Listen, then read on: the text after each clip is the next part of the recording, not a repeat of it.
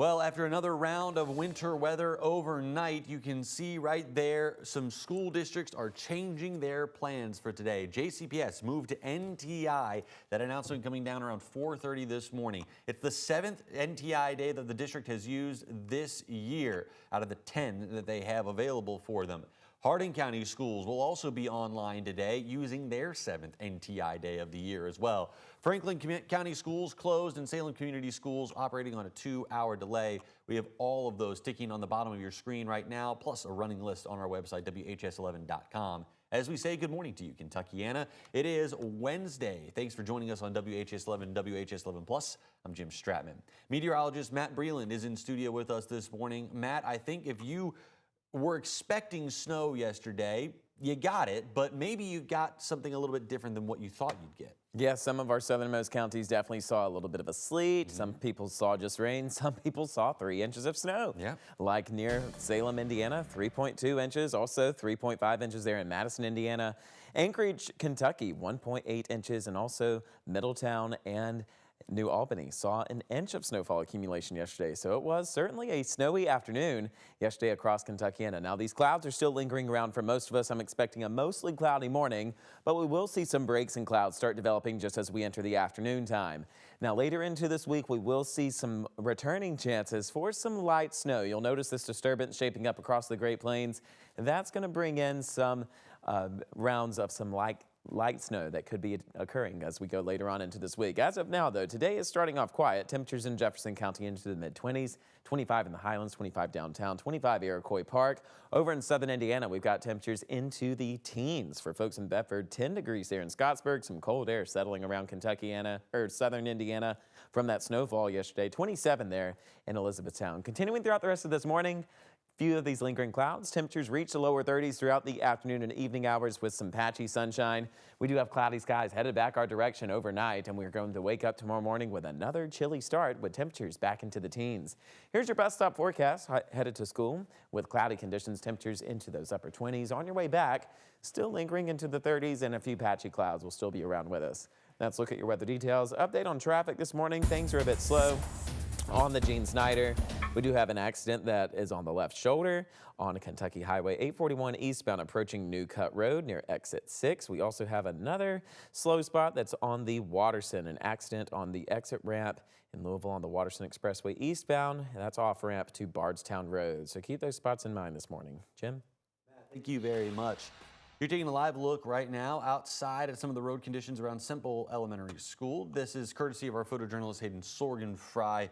You can see some of those roads covered in slush and ice and snow still this morning. Honestly, those are some of the better roads that we've seen, Hayden, driving through today. That just goes to show you some of the conditions out there and part of the reason why JCPS is moving to NTI Learning today. Hayden will be on the road for us this morning, checking in on those conditions after we got another blast of winter weather last night. We turn now to our top story, though, this morning. The Kentucky State Senate has taken a huge step towards giving JCPS Superintendent Dr. Brian Yearwood more power over the school district. It's the top priority bill for this legislative session, Senate Bill 1, and yesterday it passed through the Senate in Frankfort. The bill would give the superintendents more control over day-to-day responsibilities like transportation, for example. This would take some of the responsibilities and powers away from the district's school boards. The GOP sees it as the best way to get JCPS's student performance and finances turned around, but Yearwood is against the power shift. Here's what he told lawmakers last week. It seems that you want to give me the more authority, but I'm here to tell you I shouldn't have it. Senate Bill 1 now moves to the House for consideration. If it does pass through the House, then it will go to the governor's desk where he can either sign it or veto that bill. Something to note, a very similar bill passed last year, but it was struck down by Kentucky's Supreme Court. This morning, Kentucky Senator Mitch McConnell is being treated for flu-like symptoms in Washington, D.C. The 83-year-old started feeling ill from the flu over the weekend and checked himself into a D.C. hospital on Monday night. McConnell is retiring at the end of his term in January of 2027.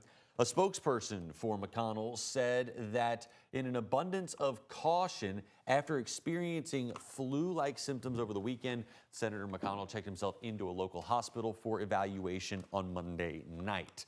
His prognosis is positive, and he's grateful for the excellent care that he's receiving. He's also in regular contact with his staff and looks forward to returning to Senate business, end quote. For the last 40 years, the Humana building has been a towering symbol of hometown pride. Once home to a Fortune 500 company built by two Louisvillians, now it'll serve as Louisville's massive 1,000-room convention center hotel. WHAS11's Alex Dieter and Levi Hammer have a look at how this move could revitalize downtown. Snow falls on the tower that has become a staple to the Louisville skyline. The 27-story Humana building opened in 1985. The unique tower, now to be the second largest hotel in the city. Developers plan to turn the iconic building into a 1,000-room hotel convention center in the heart of downtown. You know, it's a hometown company. We're a hometown developer. So it's a great story all around. Louisville-based Poe Companies is the developer. They also built the Moxie and Hotel Distill and the city's largest Marriott hotel downtown. A convention headquarter hotel like this puts Louisville on a different map than we currently are on as far as a national group meeting space goes. This building will have 100,000 plus feet of meeting space in it, including a 40,000 foot ballroom. That's almost an acre to give perspective.